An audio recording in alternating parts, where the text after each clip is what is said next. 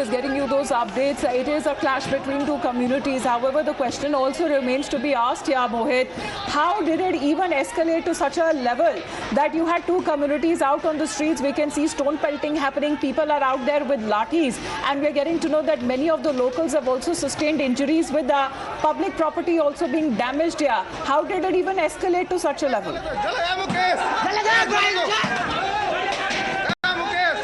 Well, as we were discussing, that it all started over the installation of the entry gate, and then two groups got into argument. Then both the sides indulged into stone pelting, arson, and after that the police reached the spot. But the question is, when the officials must have known that what exactly was happening at that particular area, why additional forces were not being deployed, because what the visuals that we have got recently clearly show that how, again, when the police reached over there, they were also being pelted stone upon. The stones were being pelted on the police itself, and in fact in the presence of the police, absolutely, the police tried to intervene to bring the situation under control, ended up at the receiving end of stone pelting as well. Stay on with us, Mohit. We'll play out an eyewitness reaction as well, who's also a victim, because several people have sustained injuries in these clashes. In the meanwhile, going across to Mr. Pratul Sehdev of the BJP, joining us on the phone line.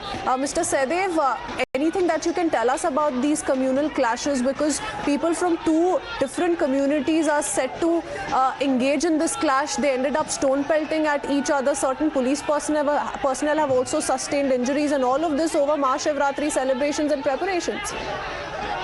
See, this is a total failure of the administration, because everybody knew Mahashivratri is going to happen very soon, and the place where this stone pelting has taken place is a place where Mahashivratri is done in a big way in Paki of Palamu, and there was no active force deployment before this actual incident happened.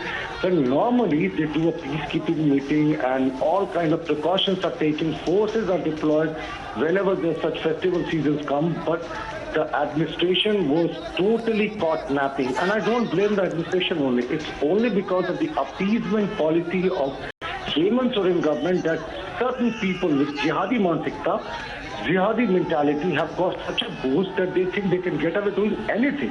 See, there have been no arrests. While I'm talking to you, Amitaji, there have been no arrests so far. And this is a very, very sad expression of actual law and order situation. And interestingly, the new DGP of Jharkhand has taken charge today early morning at 9 a.m. and he said the law and order will prevail in the entire state. And look what's happening. We think it's a total failure of the government, it's a total failure of the administration, and why no arrests have been made. And my take is, when there was a welcome gate being erected on the occasion of Mahashivratri, when some miscreants and anti-social elements came and tried to vandalize it, why was no action taken against them? There have been no arrests. The rioters are having a field day. Now the SP and DIG are camping. Why this knee-jerk reaction? Why was no proactive deployment? That's our big question. Right, but Pratulji, I mean, how do you see the situation now coming back to normal? Because how did it even escalate to such a level is our first question that needs to be asked. I mean, were there any tensions that were brewing? Something that is still not known. Was it on delay on part of the state government and the police to initiate action so that the situation doesn't end up to this level? We are looking at how locals are clashing with each other, sir. See, Amitaji, whenever such festivals take place, like I have told you earlier during my course of conversations, active police deployment is done. Pro-police active deployment is done. Police deployment is done even before such occasions, and peacekeeping meetings are done. Neither was done. So the writers had a field day, writers from a particular community, and only a few select people from a certain community came and instigated the other community, and there were clashes all around. But my question is, how come the writers had petrol pumps? Petrol pumps could not be manufactured in a matter of minutes. Okay, so you're hinting at a pre-planned attempt to spoil the environment there. Mr. Sehdev, thank you for speaking to us. You're also telling us that these celebrations around Mahashivratri are not new to this area. We're talking about this market in Palamu's Panki, and they happen each and every year. And given that, the security deployment should have been adequate in nature. Let's in the meanwhile quickly play out a reaction that we're picking up of one of the victims who has also sustained injuries in these clashes. Listen in. क्या कर दिया? आग लगा दिया है सब। Shutter सब तोड़ दिया। अच्छा फोटो लीजिएगा आप लोग। सब आग लगा दिया। हम लोग गरीब आदमी क्या करेंगे सर बताइए। देखिए तो माहौल इतना बुरा है। क्या कर दिया? सब आग लगा दिया है। सब मेरा शटर सब तोड़ दिया। अच्छा फोटो लीजिएगा आप लोग। सब आग लगा दिया। हम लोग गरीब आदमी क्या करेंगे सर बताइए। देखिए तो माहौल इतना बुरा है।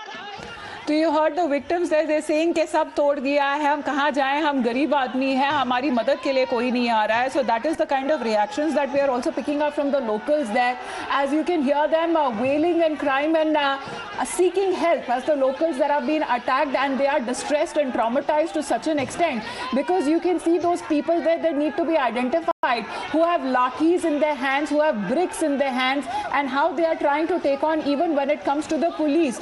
नितेश हमारे साथ लाइव जुड़ रहे हैं. नितेश, अभी लोकेशन पे बताइए, अभी की स्थिति कैसी और क्या बनी हुई है, माहौल अभी कैसा है वहाँ पे?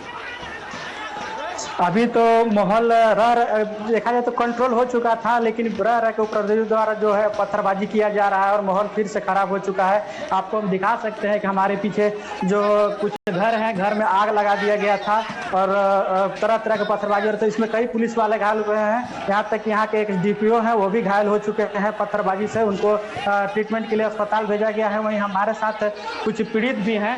आप देख सकते हैं कि हमारे साथ जो पीड़ित है वो इनका भी घर जला दिया गया है और घटना में बहुत ज्यादा नुकसान हुआ है. रिक्वेस्ट है नितेश, आपका फ्रंट कैमरा ऑन है, आप उसे फ्लिप करके बैक कैमरा पे कर सकते हैं ताकि हम बाकी तस्वीरें भी देख सके.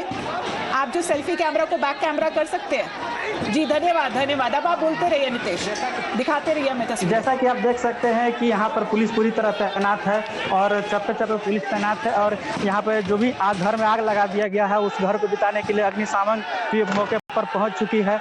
लेकिन कहा जाए तो जब भी मामला कंट्रोल में आ रहा है तो उपद्रवियों द्वारा घटना को उकसाया जा रहा है और पत्थरबाजी की जा रही है, जिसमें अभी तक लगभग 2 से 3 पुलिस वाले घायल हो चुके हैं. उसमें एक पुलिस प्रशासन के अधिकारी DPO वो भी घायल हो चुके हैं. उनके फेस में चोट लगी है और आप देख सकते हैं कि पुलिस किस तरह चप्पे चप्पे पे तैनात है. जी. और हमें और क्या जानकारी दे सकते हैं नितेश कि ये शुरू कैसे हुआ? हमें बताया जा रहा है, जो रिपोर्ट्स अभी तक आई है, कि तोरण गेट का जो इंस्टॉलेशन था उसको लेकर विरोध कर रहे थे कई लोग और उसके बाद पत्थरबाजी शुरू हुई. आप कह रहे हैं कि कई लोग अभी भी पत्थरबाजी में लगे हुए हैं.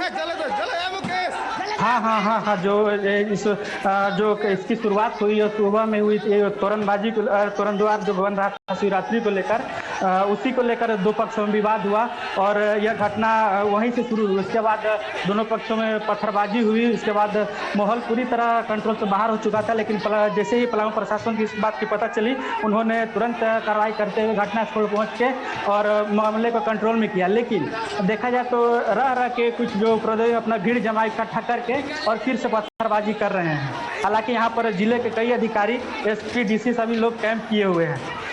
तो अभी पुलिस प्रशासन है क्या आसपास? बताया जा रहा है कि धारा 144 भी वहाँ अभी लगा चुकी है पुलिस. हाँ, यहाँ पे धारा 144 लग गया है पूरी तरह. और साथ में लोगों से अपील भी की जा रही है अनाउंसमेंट के द्वारा कि कोई भी घर से नहीं निकले, बिना काम के घर से बाहर नहीं निकले. जी. तो आप हमें बता रहे हैं कि सारे अफसर, DC, SP सारे कैंप कर रहे हैं अभी उसी स्पॉट पे.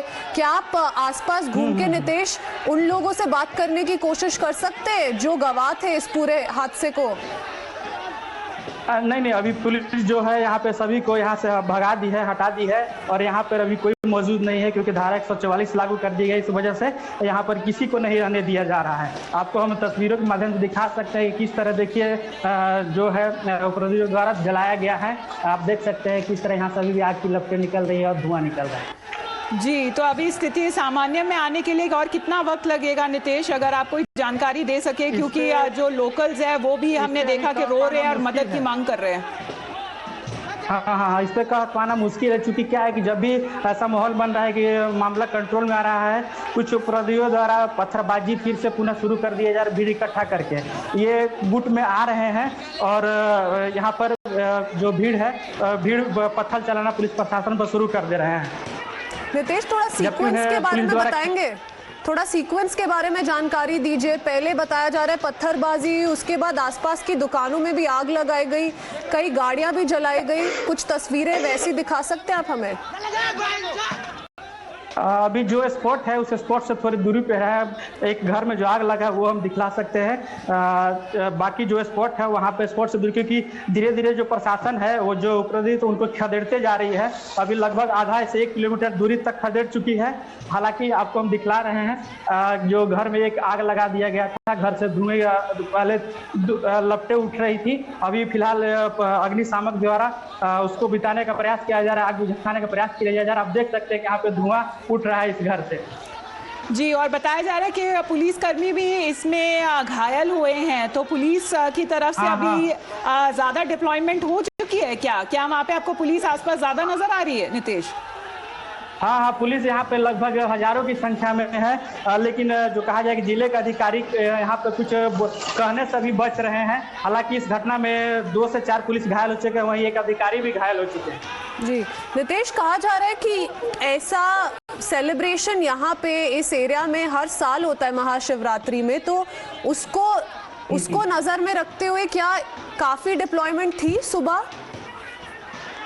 हाँ, उसको देखते हुए काफी भीड़ थी और ऐसा हर बार होता है, लेकिन इस बार पता नहीं क्या हुआ कि दोनों पक्षों के बीच एक विवाद बढ़ा और तोरण द्वार बनाने को लेकर, और देखते ही देखते मामला पूरी तरह कंट्रोल से बाहर हो गया। भीड़ इतनी उग्र हो गई थी कि सुबह आगजनी और पत्थरबाजी की घटना हो चुकी। जी, पर क्या पुलिस शामिल थी सुबह?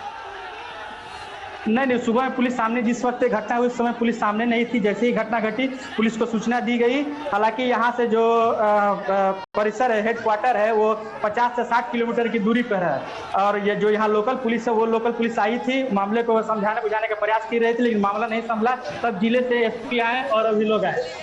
तो आप देख सकते हैं कि आप अभी देख सकते हैं कि एक और जवान की घायल होने की है, जिसमें देख सकते हैं कि स्पीड में ले जाया जा रहा है स्वास्थ्य विभाग। जी, लेकिन नितेश, अगर आपको आसपास के इलाके की थोड़ी बहुत जानकारी है तो हर साल महाशिवरात्रि का पर्व कैसे मनाया जाता था? ये इसी बार क्यों हुआ है कि अगर इस तरीके की लड़ाई झगड़ा हमें देखने को मिल रहा है? पहले कैसे मनाया जाता था पर्व? पहले भी धूमधाम से मनाया जाता था, लेकिन कोरोना के पहले यहाँ एक शिव भगवान का मंदिर पहाड़ पे बना था जिसका निर्माण हुआ था। उसके बाद से कोरोना के बाद ये पहली बार ऐसा मनाया जा रहा था, जिसे लेकर तोरण द्वार मस्जिद चौक पे, इमली चौक पे बनाया जा रहा था। इसी को लेकर विवाद ये शुरू हुआ।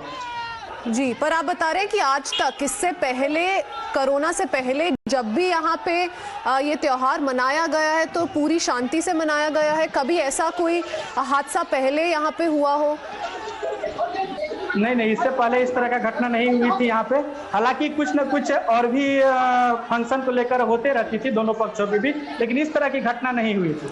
तो क्या ये संवेदनशील इलाका है नितेश? क्या ये संवेदनशील इलाका है जहाँ पर अगर इस तरह की घटनाएं अगर पहले हुई हैं तो? देखा जाए तो हाँ, ये देखा जाए तो संवेदनशील इलाका है। यहाँ दोनों पक्ष के लोग की संख्या काफी ज्यादा है, जिसके कारण ये घटना तनाव की स्थिति रह के बनी रहती है यहाँ। जी, और अभी आप हमें डिप्लॉयमेंट के बारे में क्या बता सकते हैं नितेश? आप बोल रहे हैं 2-3 पुलिस कर्मचारियों को भी चोटें पहुंची हैं, उनका इलाज चल रहा है। बाकी कितने लोग घायल हुए हैं इसमें?